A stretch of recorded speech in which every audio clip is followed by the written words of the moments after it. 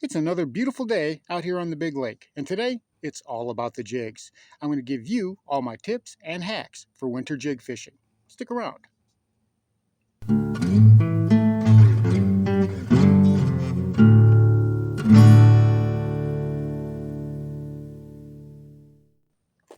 Welcome back to Lowbrow Fishing. And regular viewers of this channel will know that I always have a jig tied on, of some sort or another. I'm a huge fan of flipping jigs, and I'm a huge fan of swim jigs and just about any other type of jig that you can find out there. I love fishing them. It's one of my favorite bites. It's one of my favorite ways to fish. And in the wintertime, they can be especially effective. Now, for the past few videos, you've seen that I've actually been showing the jigs quite a lot. Whether it's been bladed jigs or chatterbaits, or different types of jigs, small bitsy bug jigs, crazy colors, and whatnot. Well, today we're going to go break it down specifically. What types of jigs am I throwing? What am I doing with them? What are some of my tips? What are some of my hacks? And a few things you've probably never seen before.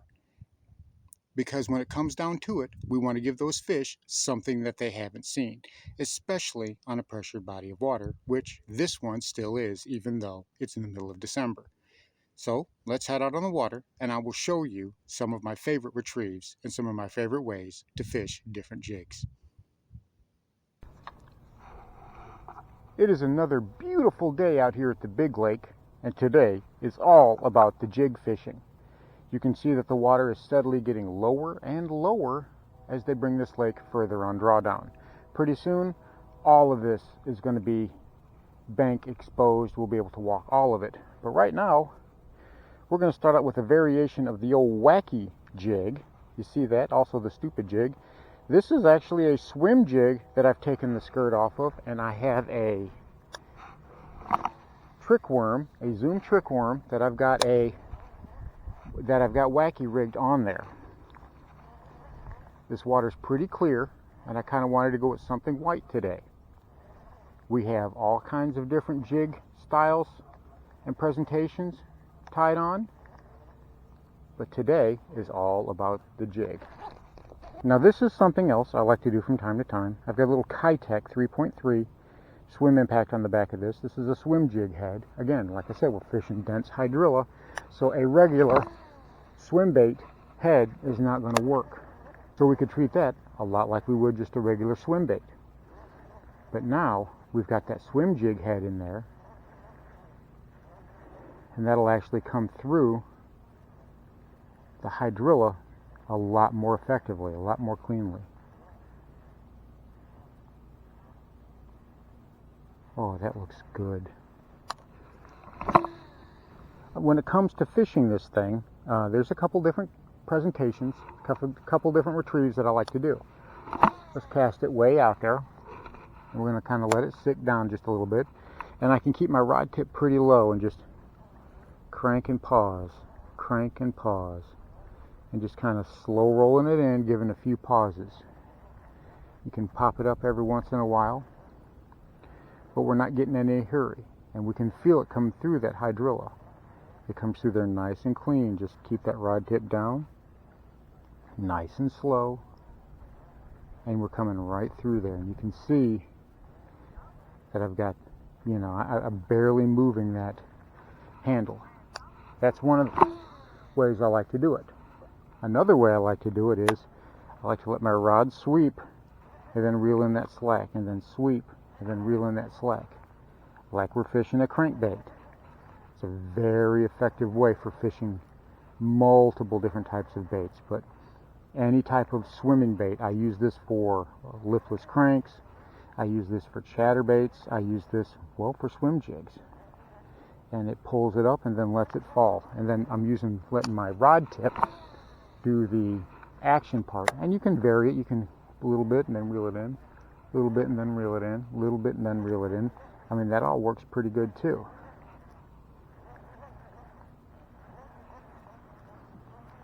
And that's another way you can retrieve it. And obviously, because it is a swim jig essentially with a Kitech on the back end, well, you can just do the Alabama shake. That's 3 very easy retrieves to do.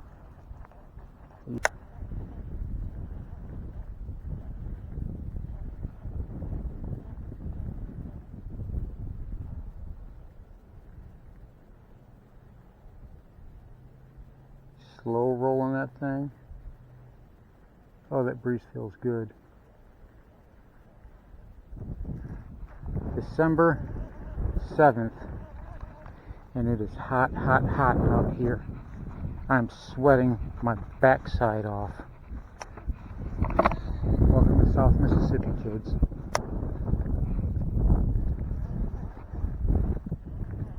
Everybody else is frozen over.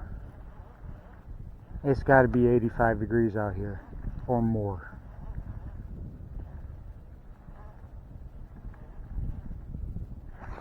Got him. I got him. He's a little bitty guy.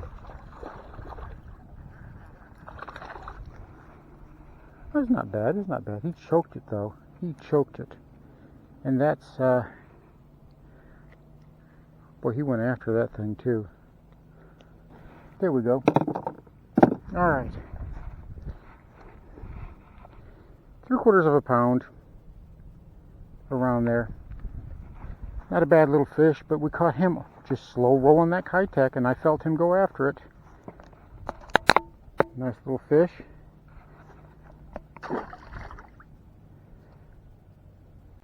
And now we've got the big boy, the heavy duty one. This is a bigger presentation. Obviously this is a 1/2-inch flipping jig. It's got rattles on it. We've got some cloud cover. You can see I've got some red in there, some merthiolate on the craw tails. Nothing with a huge bunch of kick, but it does have some flap to it. And when I'm working this, I mean just working a jig. I get it out there, and this is a 7.3-1. This is a Revo Abu Garcia, and I'm stroking it like you would a jig. I'm popping it up, letting it come through that hydrilla. Now I'm not really dragging this like you could raise the rod tip and let it drag, almost like you're doing a football jig, right? And sometimes you can do that. You can even sweep it to the side, but a lot of times that's not going to get up over the hydrilla. That's just going to stay down to the bottom of it, and you won't ever well, the fish, they can't find it, they can't see it.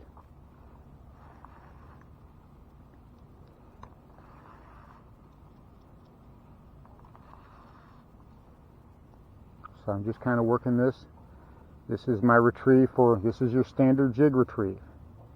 And this time of year, a jig is killer. All the different types of jigs, you can just grab your jig box and you really don't need anything else. You know, some soft plastic trailers, and away you go, right?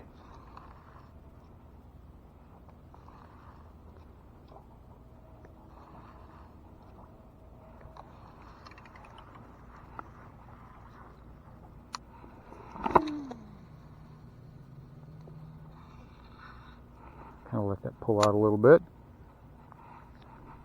Let that sink and soak. Pop it a little bit. I have some slack in my line when I'm doing this.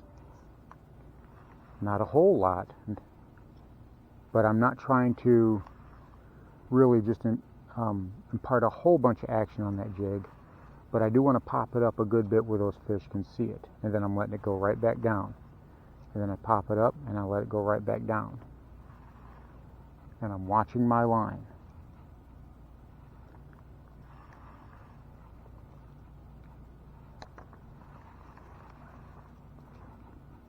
And I really don't, when I'm raising my rod, I'm not going super, super high with it like that.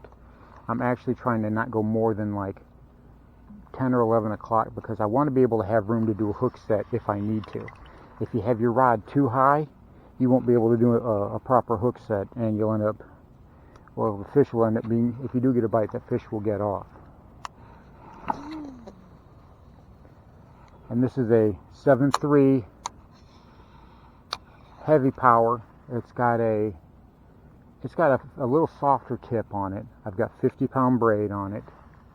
And this is one of my jig rods. Whenever I'm usually on the bass buggy with this thing, And this is, I'll be flipping hydrilla mats and heavy brush with this, heavy slop with this.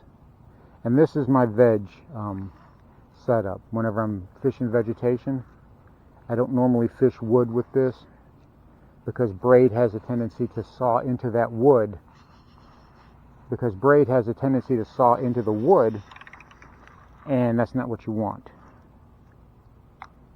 We've got this little red jig here that I've made, and I've got a little Bandito Bug Jr. as the trailer on it. So we're going to see what I can do with that. And we're just going to kind of let it sink a little bit and give it a few pops under the water. That's the retrieve with this one. Let it sink a little bit. I'm watching that line. I can see that line go down. There we go. Where's that gunk? That's gunk. That felt weird for a second. It swirled. It must have had some crazy hydrodynamics. This is a little 1/4 ounce bitsy bug jig that I Frankensteined.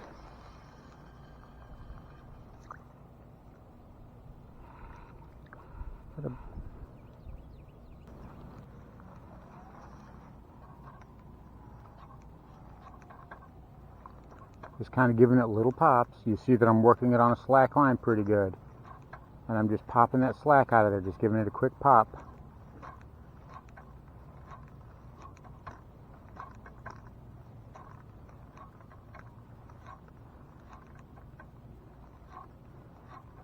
And I'm actually not letting it fall to the bottom. I'm actually keeping it off of the bottom. I want it to come through the hydrilla, but I don't want it to be on the bottom. I don't want it to stay deep in the hydrilla.